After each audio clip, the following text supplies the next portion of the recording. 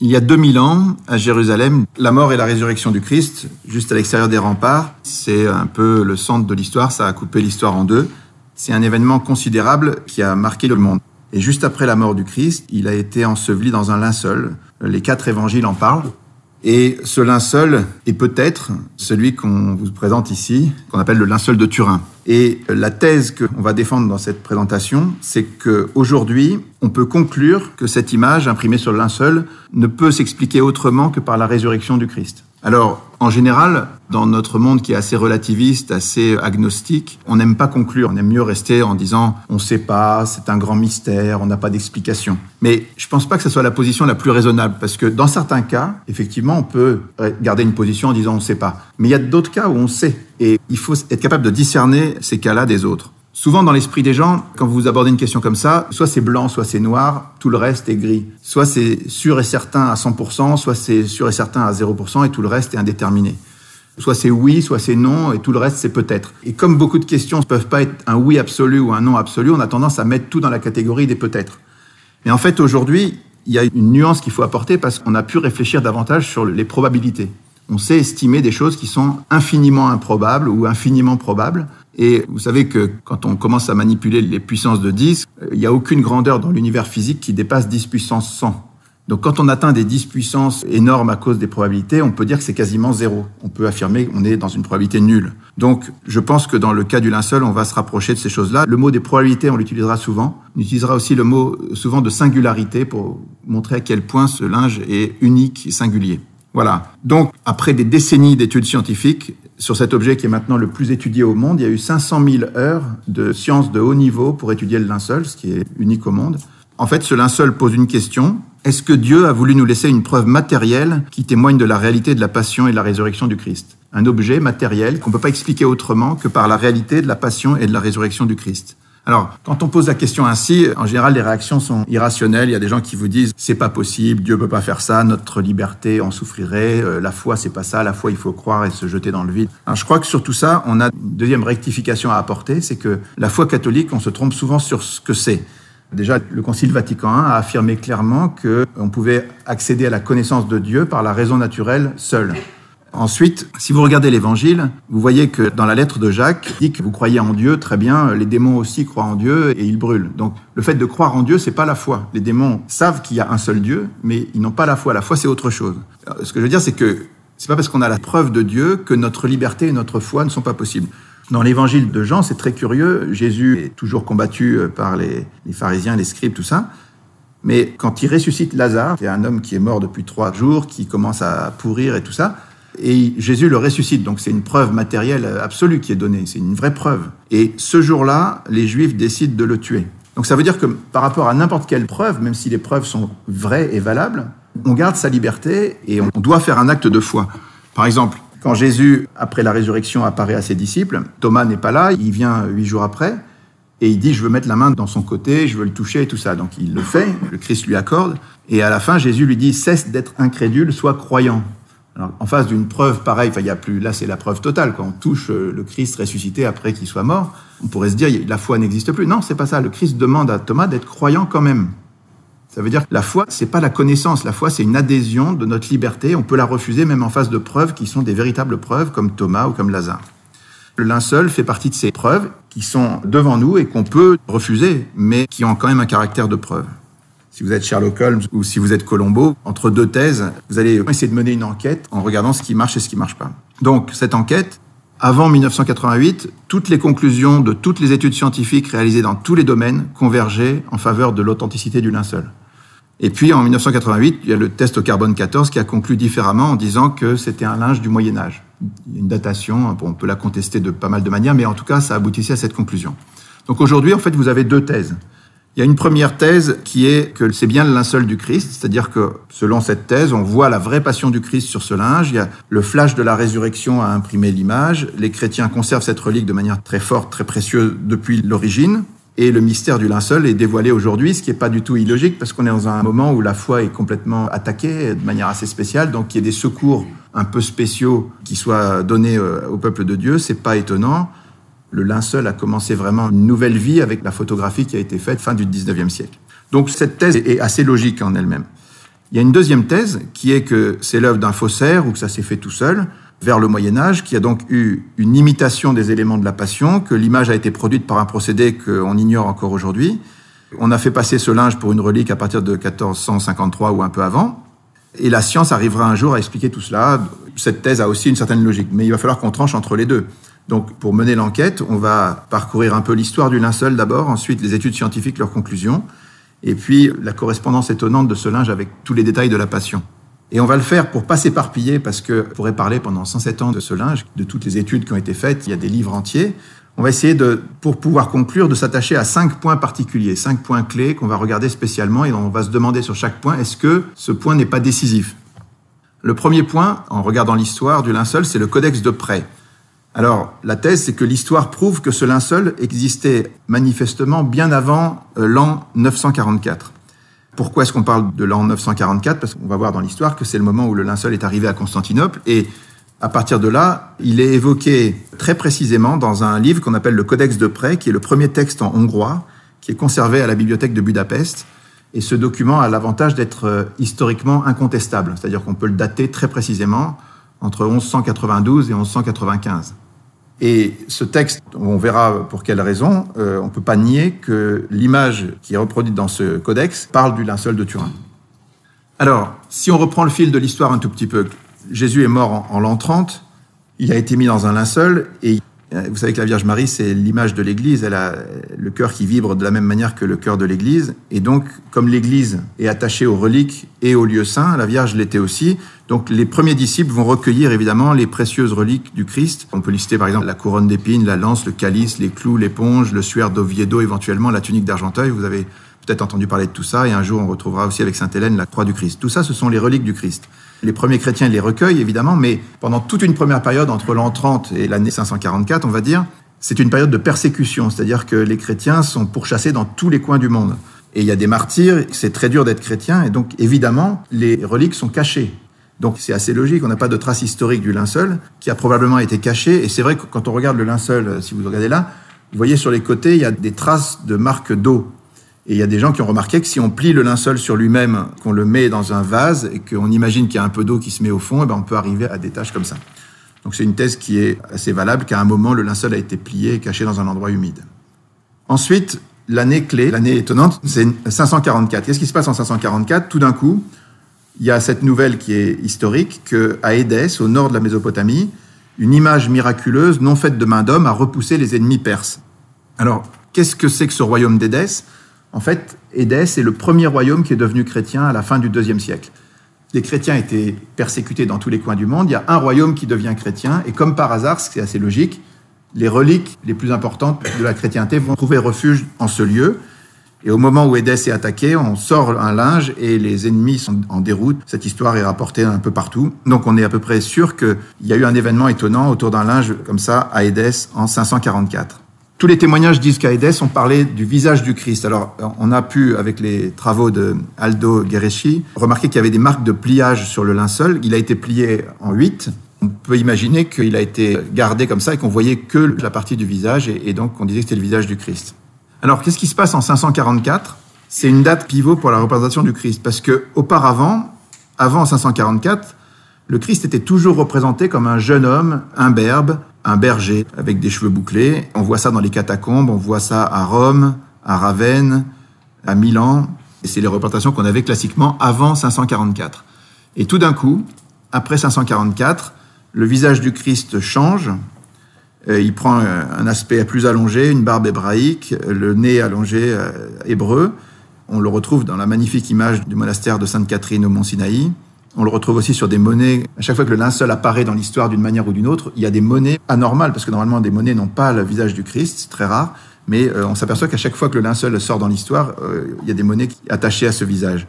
Voilà, dans tous les coins du monde, à la basilique Sainte-Sophie de Constantinople, on représente le Christ sur un modèle qui est le même que celui que vous avez dans l'église où on a dit la messe à l'instant, le modèle que tout le monde connaît. Alors, après cette date charnière, en 650, les musulmans arrivent à conquérir Édesse, et le linge est caché, mais on sait qu'il reste vénéré, il y a des témoignages là-dessus. Et en fait, c'était une certaine providence que le linge soit caché à nouveau dans un contexte musulman, parce que entre 730 et 787, il y aura ce qu'on appelle la querelle iconoclaste, c'est-à-dire que dans l'Empire byzantin, on va se mettre à détruire toutes les images parce qu'on considère que ça ne respecte pas les commandements de l'Ancien Testament, mais il y a toute une querelle là-dessus.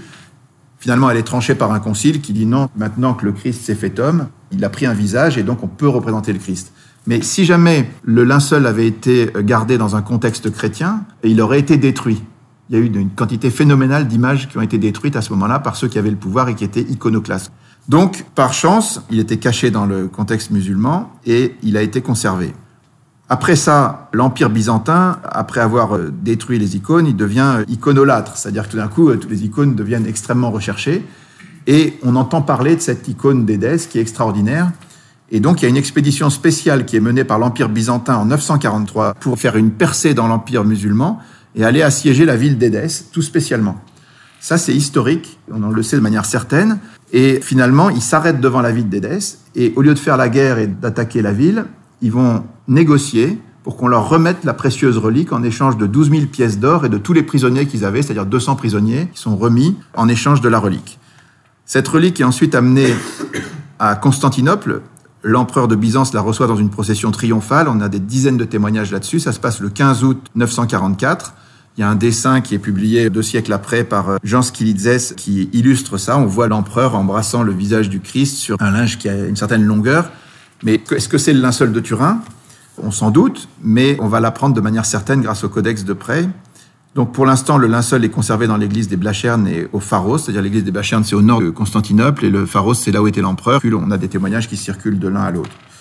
Voilà. Grégoire le référendaire qui est allé chercher le linceul à Édesse, qui a vérifié que c'était bien cette relique qu'on lui remettait en échange des 200 prisonniers et des pièces d'or, il évoque cette empreinte et il dit qu'elle est embellie par les gouttes de sang jaillies du côté du Christ. Donc on voit bien que c'est pas seulement un visage, il y a aussi le côté. Il y a d'autres témoignages encore, mais finalement, comme je vous disais, vers 1190, le linceul est précisément évoqué dans le Codex de Près, qui est ce premier texte en hongrois incontestable. Alors qu'est-ce qui nous fait penser de manière certaine que c'est en voyant le linceul qu'on a dessiné cette image ? C'est simplement la position du Christ, la position des mains et surtout le fait qu'on ne voit que 4 doigts du Christ. On ne voit pas le pouce. Et ça, c'est unique dans l'histoire du linceul. Il n'y a aucune image dans le passé qui avait pensé à exprimer un détail comme celui-là. Et d'où ça vient ? Eh bien, le chirurgien Barbet, qui a fait des expériences en 1932, il a écrit La Passion selon le chirurgien en regardant le linceul. Il a constaté que quand on plantait des clous dans l'espace de Desto, non pas dans les paumes des mains comme faisaient toutes les représentations du Christ, mais si vous faites ça sur un corps, que vous crucifiez, en fait, le poids du corps va déchirer la main et le corps va tomber.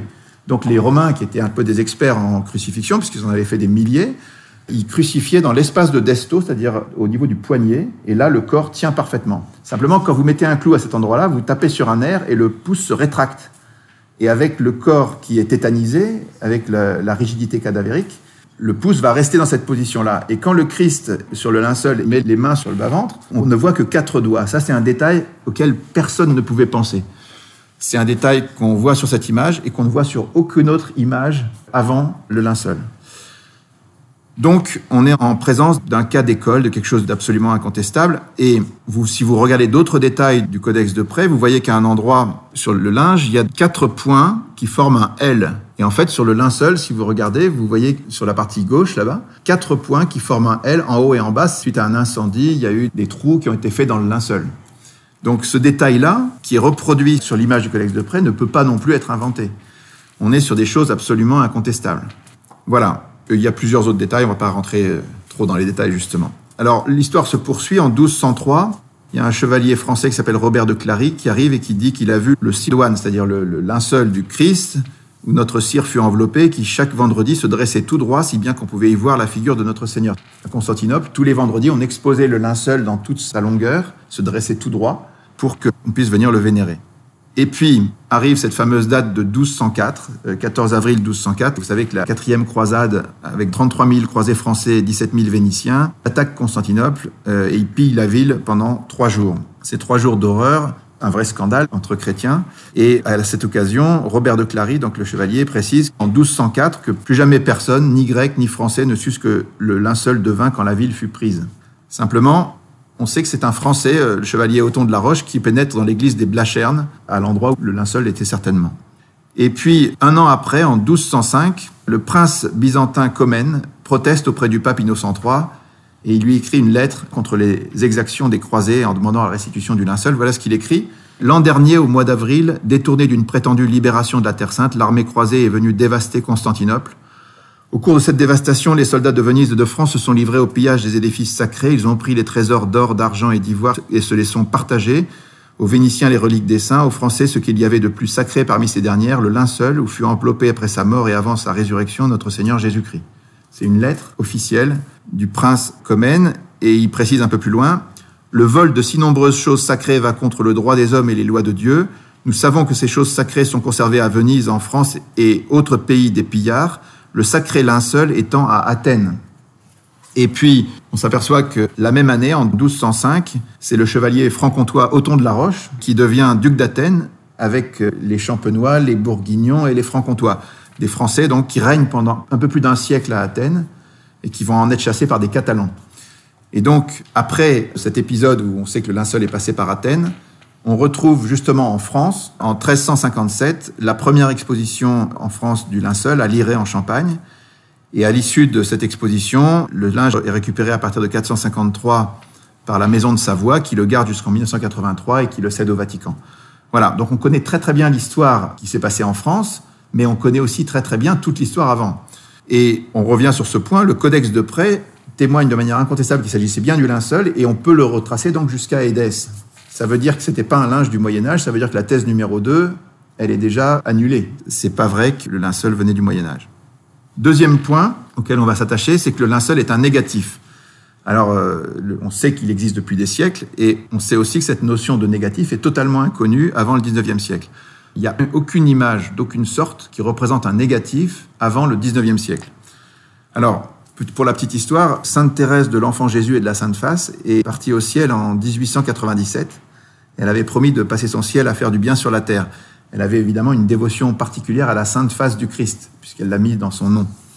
Et juste un an après, c'est la grande ostension du linceul en 1898, donc c'est une année où l'Église décide de faire une ostension solennelle, dans un contexte anticlérical assez fort, fin du 19e, donc tous les renants, enfin tous les contestataires de la foi et le miracle étaient considérés comme quelque chose d'impossible. Les croyances chrétiennes étaient ridiculisées et c'était jugé d'un autre âge. À ce moment-là, il y a un amateur qui s'appelle Segundo Pia qui est autorisé à faire la première photo du linceul. Donc à l'époque, quand on faisait des photos, c'était un peu plus compliqué qu'aujourd'hui. Il fallait faire une plaque photographique, la mettre dans un révélateur dans une chambre noire. Et quand il fait ça, il sort dans sa chambre noire la photo du linceul et il s'aperçoit que c'est un négatif. Alors ça, sur le moment, la surprise a été totale. C'est-à-dire que ce qui est représenté en général en sombre était en clair et ce qui est représenté en clair est en sombre et avec les nuances. Vous voyez, un négatif photographique, vous savez plus ce que c'est parce que vous prenez des photos maintenant avec des appareils numériques.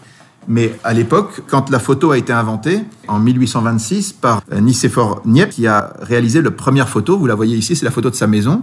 C'était donc un procédé par lequel on appliquait sur une vitre avec du sel d'argent, il y avait une lentille et l'image extérieure imprimée en quelques secondes sur la plaque de verre et changeait le sel d'argent, les couleurs du sel d'argent. Et on l'a fixé, cette image, et ensuite on l'avait en négatif, c'est-à-dire que ce qui était lumineux était devenu sombre et ce qui était sombre était devenu lumineux. Et ce négatif-là, on a passé 30 ans à se demander comment on allait faire pour le changer et en faire un positif. Et c'est finalement dans les années 1860 qu'on a réussi à faire un deuxième transfert qui permettait d'arriver à un positif. Donc vous voyez que c'est pas facile, c'est une notion qui est compliquée, et personne ne l'avait imaginé, personne ne l'avait conçu avant le 19e siècle. Or, le linceul est conservé et connu depuis longtemps, et il avait ce caractère d'image négative. Alors, quand Segundo Pia sort cette image, il montre ce visage qui est quand même très frappant, et ça fait l'effet d'une bombe. C'est-à-dire, pour la première fois, on voit un visage, mais on se dit, mais qu'est-ce que c'est que cette chose? Est-ce que c'est le visage du Christ? Et on commence par l'accuser de mensonge. On dit, c'est un menteur, il a trafiqué l'image, c'est pas la vraie. Alors, comme le linceul était à nouveau caché, puisqu'on le protège de manière extrêmement forte, c'est seulement dans les années 1930 qu'une deuxième photo du linceul sera faite, et qu'elle permettra de montrer, avec des huissiers, des experts, lors d'une ostension, démontrera que Pia n'avait pas menti. Mais sur le moment, tout le monde lui tombe dessus et on dit « mais c'est pas possible, c'est pas vrai ». Et il y a à ce moment-là des Français, le professeur Yves Delage, qui est un agnostique anticlérical, et son assistant Paul Vignon, qui veulent démasquer la supercherie et qui se mettent à analyser les photos de Segundo Pia. Et finalement, après analyse, ils sont complètement retournés. Et ils vont faire une synthèse qui va être présentée à l'Académie des sciences en 1902.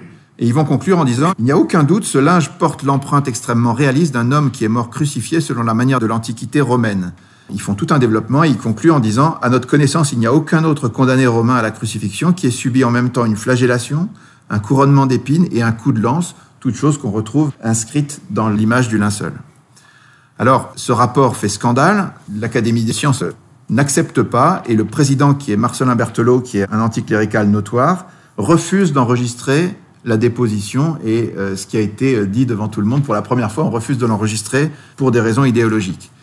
Et Delage répond à Berthelot ensuite dans une lettre que Jean d'Artigues cite souvent. Il dit « Si au lieu du Christ, il s'était agi d'un Sargon ou d'un pharaon quelconque, personne n'eût rien trouvé à redire. » Vous savez, en science et dans tous les domaines, il y a les présupposés philosophiques et les a priori qui comptent énormément. Même Einstein, quand on lui a proposé la théorie du Big Bang, il a dit non, c'est pas possible, on va faire autrement, on va mettre une constante pour empêcher que ça soit trop proche de la création biblique. Donc il y a des a priori qui comptent énormément, et là, on ne voulait pas que ce soit le linceul du Christ. Alors, suite à ça, il y aura des tas d'études. La plus importante, ça sera l'étude en 1978 du STURP, donc le Shroud of Turin Research Project, des Américains, 32 scientifiques américains, dont 24 viendront à Turin avec 6 tonnes de matériel et qui feront 300 000 heures d'études sur ce linceul, avec tous les moyens techniques possibles. Ces études, on va les regarder un peu de près, mais restons sur ce premier point. Simplement, le fait que ce soit une image en négatif, c'est juste impossible que quelqu'un l'ait conçu avant le 19e siècle. Cette idée de négatif n'existait pas. Il n'y a aucun exemple dans le passé. Au Moyen-Âge, la notion était inconcevable pour l'époque. Deuxième point, c'était inutile, parce que ça donnait un résultat assez médiocre, flou, disgracieux. Et pourquoi créer un négatif illisible alors que l'image aurait pu être faite directement en positif, comme sur tous les faux linceuls connus au Moyen-Âge? Et puis, troisième point, il y a quantité de détails qui sont à peine perceptibles à l'œil nu. Si vous vous rapprochez du linceul, vous voyez presque rien. Des choses qu'on peut appréhender avec des procédés photographiques très puissants, des procédés modernes. Et ces choses-là existent sur le linceul, il n'y avait aucune raison de les créer alors qu'on ne les voyait pas. Si jamais il y avait eu un faussaire, il aurait fallu qu'il travaille non pour ses contemporains, mais pour le XXe siècle. Globalement, c'est impossible. On peut s'arrêter sur ce deuxième point. À lui tout seul, il montre que le linceul ne pouvait pas être autre chose qu'authentique. Voilà un premier point sur la matière du linceul. Troisième point, ce linge est une sorte d'exposition de l'évangile de la Passion. On recense 18 détails inconnus au Moyen-Âge qui rendent l'image inconcevable aussi à cette époque. Toutes les études qui succèdent pendant un siècle vont conclure, donc comme on avait dit, de manière concordante, et c'est l'objet le plus étudié au monde. Alors d'abord, si on regarde le tissu lui-même, c'est un linge de 4,40 mètres par 1,10 mètre, qui est constitué d'un lin pur et tissé en chevron, c'est-à-dire un procédé de tissage qui était connu au Moyen-Orient au temps de Jésus. Et le lin pur avec un peu de coton, sans aucune trace de laine, ça correspond aux règles des métiers à tisser juifs. Pourquoi? Parce qu'il y avait 2 textes de la Bible, dans le Lévitique et dans le Deutéronome, qui disaient qu'on ne devait pas porter sur soi un vêtement mêlé de 2 fibres différentes.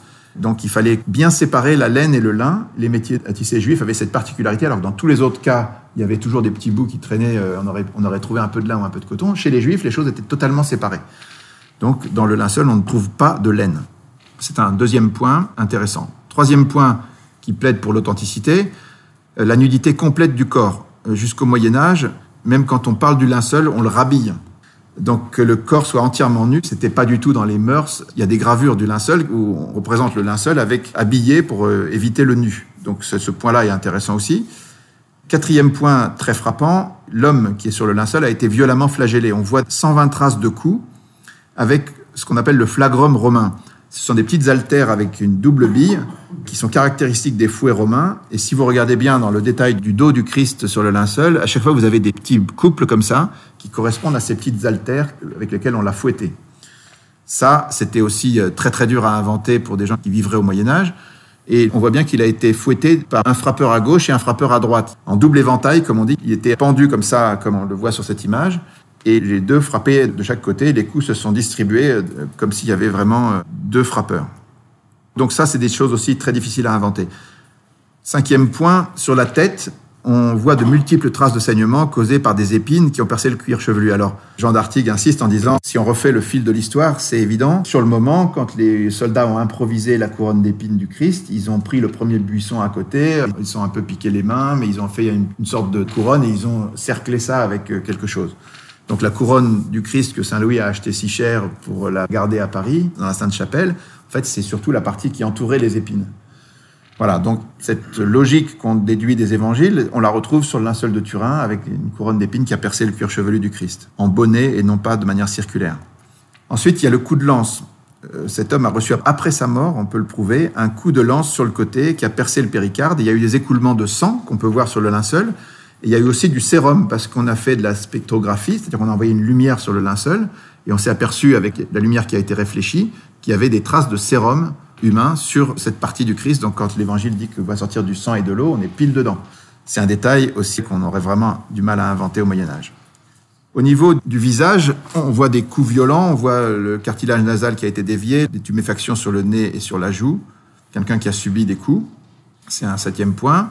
On a parlé de ces clous dans les poignets, qui sont vraiment quelque chose de tout à fait extraordinaire. Toutes les représentations du Christ avant le linceul mettaient les clous dans la paume des mains, et l'exactitude scientifique, elle est sur le linceul. Voilà. Il y avait aussi plusieurs études sur les pollens. Alors, elles sont contestées parce qu'il n'y a pas eu de publication scientifique sérieuse. Jean d'Artic disait que la raison, c'était que quand les gens ont fait les recherches sur les pollens, ils ont appliqué des cols pour pouvoir extraire les pollens du linge, et les cols déforment les pollens, donc c'est difficile à publier. Mais toutes les études ont dit qu'il y avait des pollens endémiques, c'est-à-dire des pollens qui ne se retrouvent que dans la zone de Jérusalem, au moment de la Pâque, du printemps des Juifs. Donc, même si ces études sont contestées, c'est aussi un élément quand même important qui a été testé par plusieurs équipes. Un autre point qui, lui, pour le coup, n'est pas contesté, c'est qu'on a retrouvé de la poussière d'aragonite, la pierre calcaire de Jérusalem. L'aragonite existe dans d'autres endroits du monde, mais on la retrouve dans le nez, les pieds et un genou de l'homme qui est sur le linceul. Donc, dans l'hypothèse du Christ, ça colle parfaitement. Il est tombé dans sa passion, il a tapé sur le sol, et qu'on retrouve des petits fragments de la poussière d'aragonite, ça se justifie complètement. Et si jamais quelqu'un devait créer un linceul au Moyen-Âge en France, jamais il penserait à mettre des petits cristaux d'aragonite, de la pierre de Jérusalem, pour tromper son monde. Enfin, c'est juste impossible. 11e point, il y a eu un contact réel d'un corps humain avec du sang, de la sueur, du sérum, mais aucune trace de putréfaction, qui en général vient avant 30 heures. Pas toujours, il y a des corps conservés miraculeux dans l'Église catholique, mais en général, entre 30 et 40 heures, vous avez déjà des traces de putréfaction, il n'y en a aucune sur le linceul. Donc le corps n'est pas resté longtemps en contact avec le linceul a priori. Ensuite, si vous regardez bien au niveau des traces de sang, vous voyez que d'abord, l'image qui a été produite sur le linceul, qui représente le corps, elle n'imprime pas en dessous des taches de sang. Donc les taches de sang existaient avant la production de l'image. Mais surtout, quand vous collez un corps humain, le sang coagule très très vite. Et ensuite, quand vous arrachez le corps, vous arrachez une petite partie des parties microscopiques des fibres. C'est obligatoire. Et bien, dans ce cas particulier, c'est comme si le corps s'était désintégré. Il n'y a aucune trace d'arrachement des fibrilles. Ça, c'est quelque chose qui a convaincu des tas de gens du fait qu'on parle du corps du Christ qui s'est transformé en corps glorieux. Donc c'est très important de pointer qu'il n'y a pas eu de déchirement des fibres lors de l'arrachement du corps. Et puis le sang qu'on trouve sur le linceul, il est d'un groupe très rare, d'un groupe AB, qui est le même sang qu'on retrouve sur le suaire d'Oviedo et sur la tunique d'Argenteuil. Donc tout ça colle parfaitement. Dernier point très frappant, il y a un témoignage qu'il faut voir de Barry Schwartz, qui est un photographe juif qui a participé aux travaux du Sturp en 78. C'est un juif qui a suivi l'étude du linceul avec toute l'équipe et qui était passionné par tout ça. Mais il avait un point qui le gênait un peu, c'était que le sang sur le linceul était rouge. Et il dit, mais c'est pas possible, le sang, au bout de quelques heures, et en quelques années encore plus, il devient noir. Et finalement, un jour, on lui a appris que quand un corps est soumis à un stress intense pendant plusieurs heures, il émet de la bilirubine. La bilirubine qui est générée par le corps va fixer le sang dans le rouge. Et quand il a appris ça, donc si on parle du Christ, il a subi toute l'agonie, il a un stress terrible pendant toute la passion, son corps a été traumatisé, et cette sécrétion de bilirubine justifie que le sang devait rester rouge. Donc là aussi, quelque chose de tout à fait frappant. L'homme avec qui j'avais travaillé à Los Alamos m'a rappelé et m'a dit « Barry, que sais-tu du linceul de Turin ?» J'ai ri et j'ai dit « Mais je suis juif !» Et il m'a dit « Moi aussi, il était juif aussi !» Il m'a expliqué qu'à ce moment-là, plusieurs scientifiques avaient pris une photo du linceul. Et il me dit qu'ils étaient tellement étonnés que cette image ait de telles caractéristiques qu'ils allaient rassembler une équipe de scientifiques pour voir s'ils pouvaient obtenir la permission d'aller à Turin et examiner le linceul pour essayer de comprendre comment cette image s'était formée.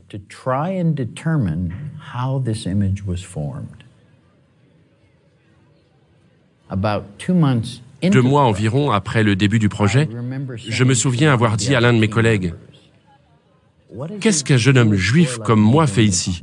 Et il a ri et il m'a dit, « As-tu oublié que l'homme du linceul est juif ?»« Non, non, je sais. » Et il m'a donné ce qui est peut-être le meilleur conseil que j'ai jamais eu de ma vie. Barry, va à Turin et fais le meilleur travail que tu peux. Dieu ne nous explique pas son projet à l'avance, mais un jour, tu sauras. C'était un conseil génial, et cela m'a fait rester dans l'équipe. J'allais démissionner. Mais à cause de ces paroles, de Dieu peut-être à travers ses lèvres, je suis resté dans l'équipe. La chose qui m'a empêché d'accepter que le linceul est authentique durant des années, 18 ans, c'est que le sang sur le linceul est encore rouge. Le sang ancien doit être noir ou marron. Personne n'a pu expliquer pendant 18 ans pourquoi le sang sur le linceul est resté rouge.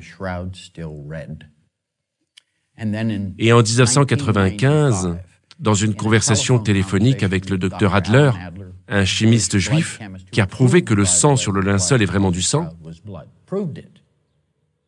nous étions en conversation au téléphone.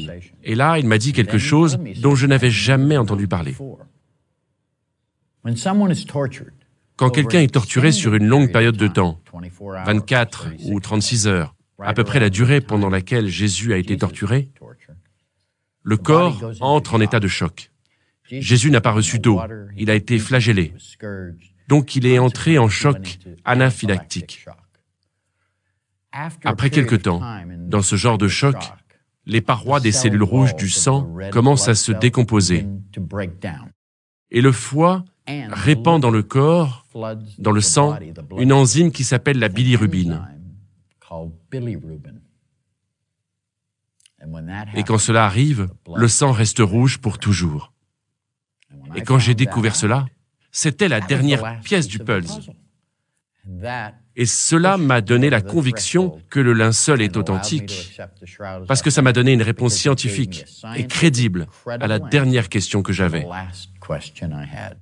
Voilà, tous les détails de la Passion se retrouvent sur le linceul du Christ. Et puis, on arrive à un 4e point qui est absolument frappant. Essayer de comprendre comment cette image s'est imprimée, par quel rayonnement l'image s'est imprimée sur le linceul. Alors, on peut être sûr que l'image ne s'est pas imprimée par contact, parce que si vous mettez de la peinture sur un visage et que vous imprimez un linge et que vous enlevez ensuite le linge, vous verrez que le visage est déformé. Or, le visage du Christ, c'est un visage qui n'est pas déformé. C'est pas non plus par peinture, c'est une certitude pour plein de raisons. Il y a une absence totale de pigments, il n'y a pas de collagène. Et puis, on peut dire aussi que l'image qui est imprimée sur le linge, elle a été étudiée par les spécialistes. Le linge est très très fin, il fait 0,3 mm. Et la brûlure, enfin, c'est pas vraiment une brûlure, on appelle ça une oxydation acide déshydratante. Cette oxydation acide déshydratante, elle ne concerne que les 40 premiers microns de la surface du linge. Il n'y a rien en dessous. Si vous le regardez de l'autre côté, vous voyez strictement rien. Donc, n'importe quelle peinture, n'importe quel colorant, n'importe quel objet qui aurait teinté le linge l'aurait transpercé. Sur 0,3 mm, vous êtes sûr. Là, on n'a absolument pas ça. Et quand on analyse de près de quoi il s'agit, cette sorte de brûlure du lin, elle est très superficielle et elle comporte une information de distance. L'image a des teintes dégradées. Cette dégradation des teintes donne une information de tridimensionnalité.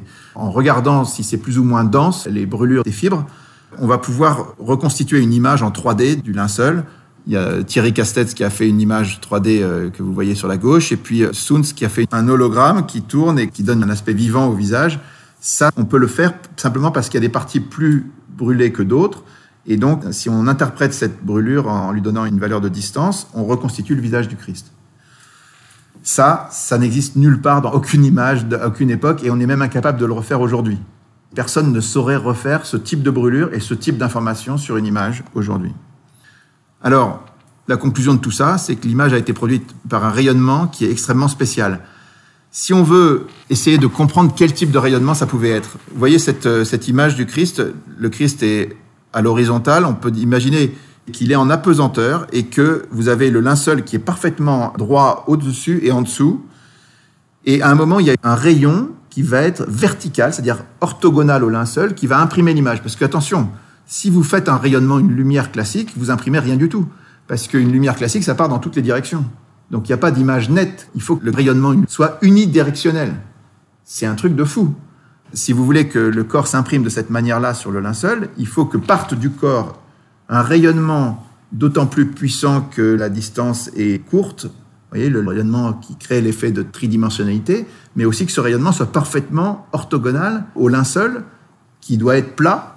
Si le linceul était flottant un peu n'importe comment et que l'image part dans toutes les directions, vous n'auriez rien du tout. Vous auriez de la bouillie. Essayez d'imaginer la chose. On parle d'un rayonnement unidirectionnel, orthogonal au linceul, imprimé sur un tapis volant. Si vous raisonnez 2 minutes, il n'y a pas d'autre manière de concevoir la production de cette image. Franchement...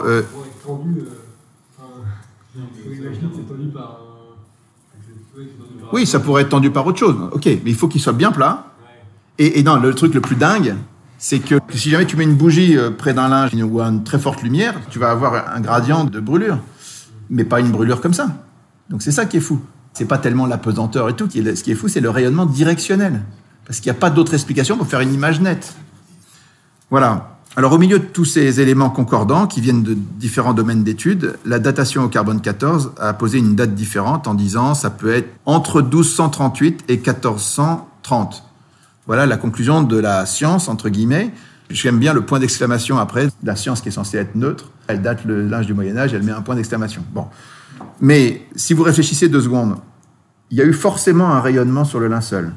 Le père Rinaudot a donné l'explication la plus sensée. Il a dit ce rayonnement, quand on a essayé de faire d'autres expériences pour essayer de s'approcher de cet effet sur le linceul, il s'est aperçu que quand on bombardait le linceul par l'éclatement de particules de deutérium, avec des protons et des neutrons, ça donnait ce type d'oxydation acide déshydratante très proche de celle du linceul.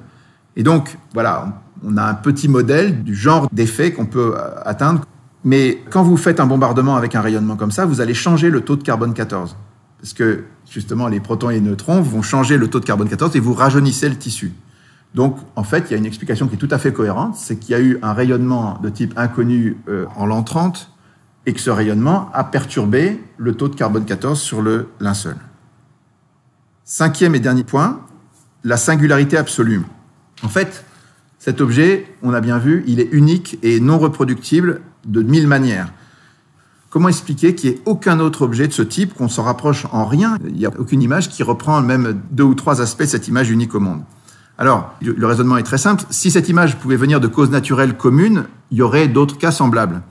Le fait que l'image ait été provoquée par la résurrection du Christ est la seule réponse cohérente parce que si vous avez un événement absolument singulier comme la résurrection du Christ, c'est normal que ça produise un effet absolument singulier comme cette image. Vous avez une singularité qui répond à une autre singularité. Si par contre, vous excluez la résurrection du Christ et vous voulez que ce soit une cause naturelle ou une cause humaine, il n'y a aucune raison qu'il n'y en ait pas eu d'autre. Vous voyez, il y a une bijection entre la singularité du linge et la singularité de l'événement de la résurrection. Bien. Voilà. Alors, si on essaie d'être honnête dans le raisonnement, chacun de ces points clés dont on a parlé permet de conclure. On peut essayer de résumer tout ça dans un arbre logique. Si vous considérez le linceul de Turin, soit il a été fait par quelqu'un, soit personne ne l'a fait. S'il a été fait par quelqu'un, on sait que c'est forcément au Moyen-Âge ou avant le Moyen-Âge. Or, c'est impossible parce qu'il y a 18 détails qui étaient absolument inconcevables, inconnus au Moyen-Âge. L'image ne pouvait pas être conçue de cette manière-là. On parle du négatif, du tissage, des clous, de la forme des plaies, du sang, du pollen, des calcaires, tout ça. Donc cet objet est vraiment inconcevable au Moyen-Âge, hypothèse impossible. Donc il s'est fait tout seul. Alors soit il s'est fait par rayonnement, soit il s'est fait par contact avec un corps.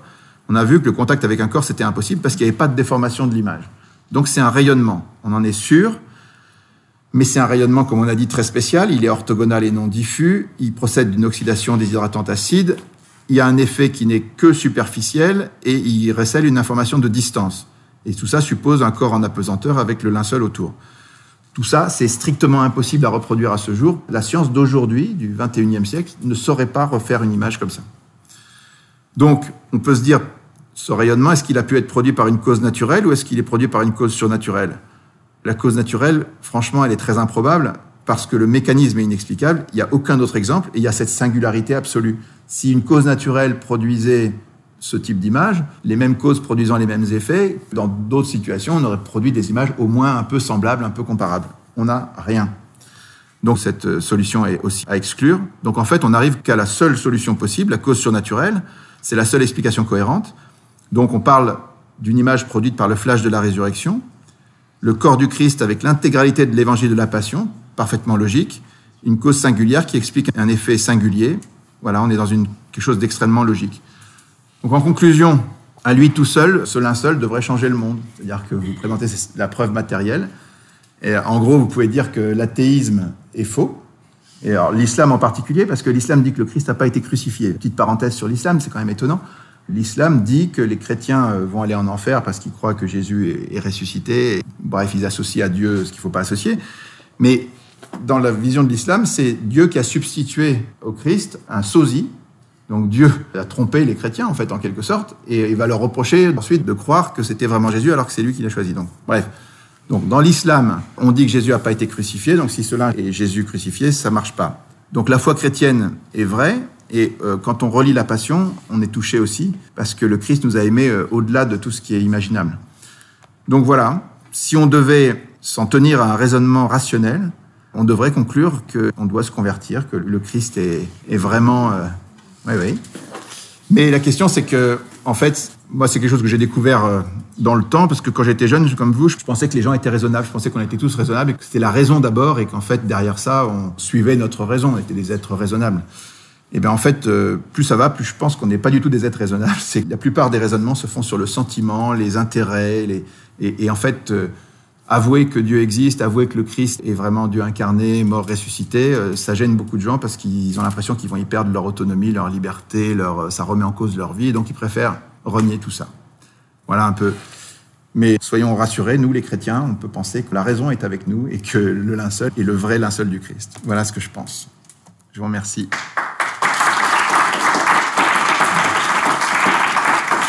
Alors, ce que je vous propose maintenant, c'est qu'il y ait quelques questions. Qu'est-ce qu'on appelle une preuve dans le langage courant? Qu'est-ce que cherchent Colombo et Sherlock Holmes quand ils font une enquête? Il y a deux thèses. Il est coupable et il n'est pas coupable. Il était avec le chandelier, il a des traces d'ADN sur le truc et tout. Donc pour moi, c'est des preuves que c'était lui. Une preuve, c'est ce qui invalide une thèse et ce qui rend l'autre valide. Quand vous faites une enquête policière, vous cherchez des preuves et à la fin, il faut bien à la maman poser un diagnostic, poser une conclusion. Vous le faites à partir d'éléments matériels. Et à un moment, vous dites, là, cette thèse, elle est invalide parce que cet élément-là la rend invalidée. Moi, je dis que la thèse du Moyen-Âge, elle est invalide par le codex de prêt, absolument clair. Elle est invalide par les 18 détails qu'il y a sur le linceul. Elle est invalide par l'idée du négatif et elle est invalide par l'idée de la singularité de ce linge. Voilà. Chacun de ces éléments, à lui tout seul, il suffit à déblayer le terrain. Donc, bon. Et ce que je dis simplement, c'est que les preuves ne sont jamais contraignantes. Vous pouvez faire ressusciter Lazare, les Juifs disent si Jésus a fait ça, on va le tuer. Donc ces preuves n'empêchent pas la liberté. Une preuve vous laisse entièrement libre. Après, vous en faites ce que vous voulez, mais ça reste une preuve. Une preuve, c'est une croyance. Pardon? Si on a une preuve de l'existence de quelque chose, c'est pas... Mais attendez, c'est bien ce que je dis avec l'exemple de Thomas. Thomas, il met sa main dans le côté du Christ, il dit si je mets pas ma main dans son côté, si je mets pas mon doigt dans son côté, ma main dans ses trous, des plaies, je ne croirai pas. Ok, Jésus se montre. Et Jésus lui dit pas, maintenant, tu n'as plus besoin de croire puisque tu m'as vu. Non, il lui dit, cesse d'être incrédule, sois croyant. C'est hallucinant comme phrase. Ça veut dire qu'il lui donne une preuve totale qu'il est ressuscité 8 jours après l'avoir vu entièrement mort. Et il lui dit pas, tu n'as plus besoin de la foi. Il dit non, je te demande la foi. Parce que la foi, c'est pas une affaire de connaissance. La foi, ça concerne une adhésion. Il faut le vouloir. Et encore une fois, comme dit Saint Jacques, les démons, ils savent qu'il y a un seul Dieu, mais ils n'ont pas la foi parce qu'ils brûlent. Un jour ou l'autre, on sera tous en face de Dieu, on saura tous que Dieu existe. Mais par contre, il y aura ceux qui, par leur volonté, adhéreront à Dieu et ceux qui diront, on n'en veut pas. On reste libre. La foi, c'est pas une affaire de connaissance. Jésus, il n'a pas dit aux gens, prenez un crayon, il y a un seul Dieu, 3 personnes, tac, tac, tac, il vous fait le catéchisme, ok, je sais tout, c'est bon, j'ai la foi. Non, mais il voulait qu'on le cherche. Il cherche une adhésion, en fait, il cherche qu'on l'aime. Donc la foi, c'est à ce niveau-là. Pas le même niveau que la connaissance. On peut faire l'analyse de 1000 points. Il y a eu, comme je vous dis, il y a eu 500 000 heures de travail là-dessus et tout concorde. Ce que je veux simplement dire, c'est, à la fin, la grande question, c'est qu'est-ce qu'on conclut? Qu'est-ce qu'on fait de ce cadeau? Parce qu'en fait, c'est un cadeau de Dieu.